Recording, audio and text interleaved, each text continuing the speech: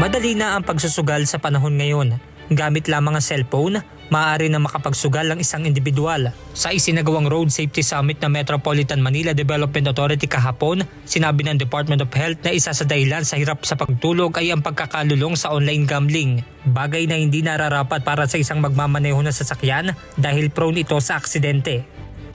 Gambling is an addiction and needs to be corrected by professional help.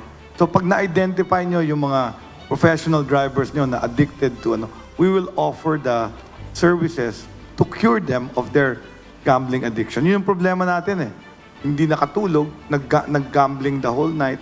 Bukod sa kondisyon ng isang driver, tinalakay din sa naturang summit ang road safety management o pagkakaroon ng maayos na road crash data, safer roads o matiyak na maayos ang kalsada, safer motor vehicles na layong masiguro na roadworthy ang isang sasakyan, at post-crash care sa pamamagitan ng nararapat na atensyong medikal sa isang naaksidente.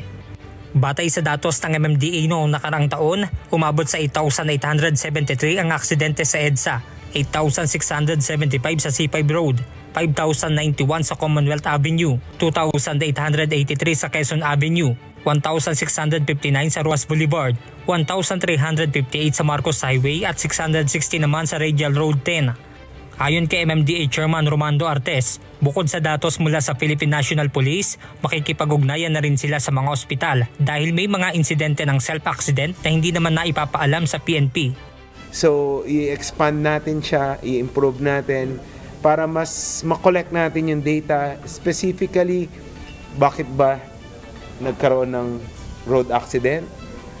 Road condition ba yan? Driver behavior ba yan? At ano talaga yung resulta? Namatay ba, nabalian, naputulan ng paa. So, i-expand natin yan sa ospital. Nag-usap na kami, mag-create kami ng technical working group kung paano i-expand itong ating data collection through Mamaras.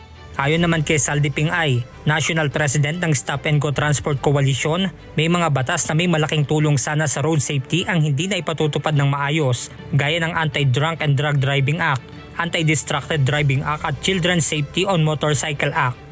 Bakit natutolerate ang mga ganito? Ano pa ang saysay yung ating mga ginagawa ng ganito summit kung hindi naman maipatupad ang tama ang mga batas? Benedict Samson, UNTV News and Rescue. Diyos ang aming sandigan, serbisyo publiko ang aming pinahahalagahan.